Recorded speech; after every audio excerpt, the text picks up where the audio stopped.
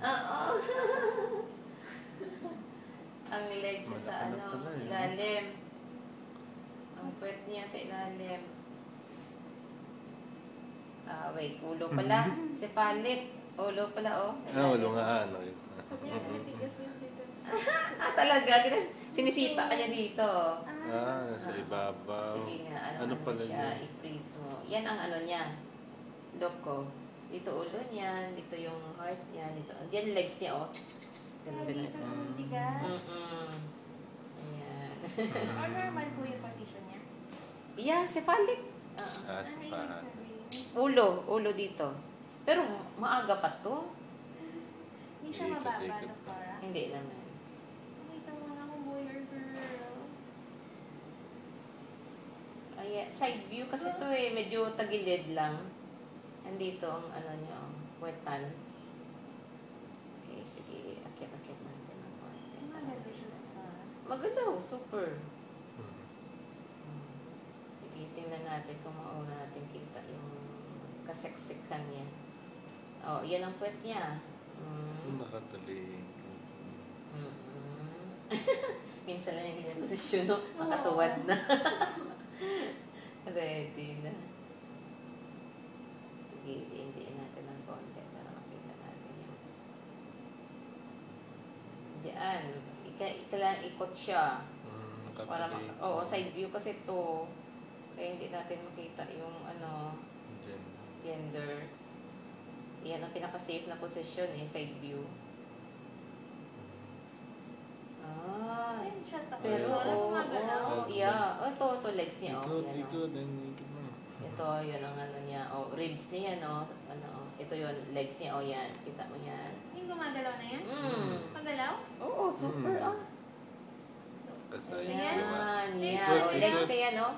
Baby, magpakita yung potato yung kayang technique. Baby. May ikot na. Makinig kay Mami. Ito ba naman, akit natin ng konti. Isa pa. Yan. Para naman, ikot din siya ng ikot. Baby, pakita ka, please. Kahit mag-side view siya, okay lang basta umihi siya or something.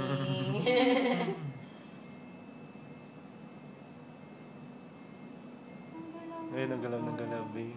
Super galaw siya na. Baby. I-freeze mo nga mga femur lang.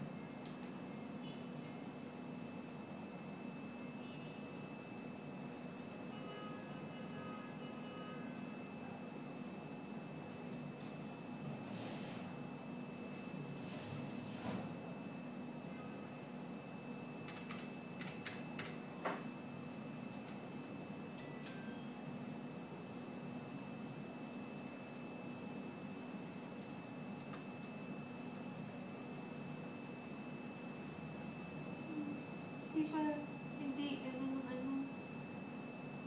nakaganon pa rin siya. Hanapan natin ng ibang angle yan. Malaki ba siya? Tama lang. 16 weeks na yun nakuha ko sa legs niya.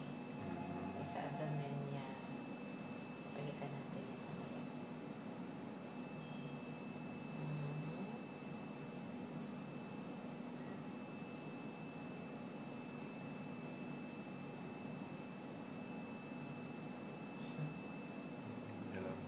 Parang boy. Sa ano. Kasi kanina nakikita ko dalawang balls. Pero hindi pa yung descendant ang testes niya. Ito kasi puwet niya ito eh. Yan, sa dulo na. Ayun, Coccyx niya yan. Oo.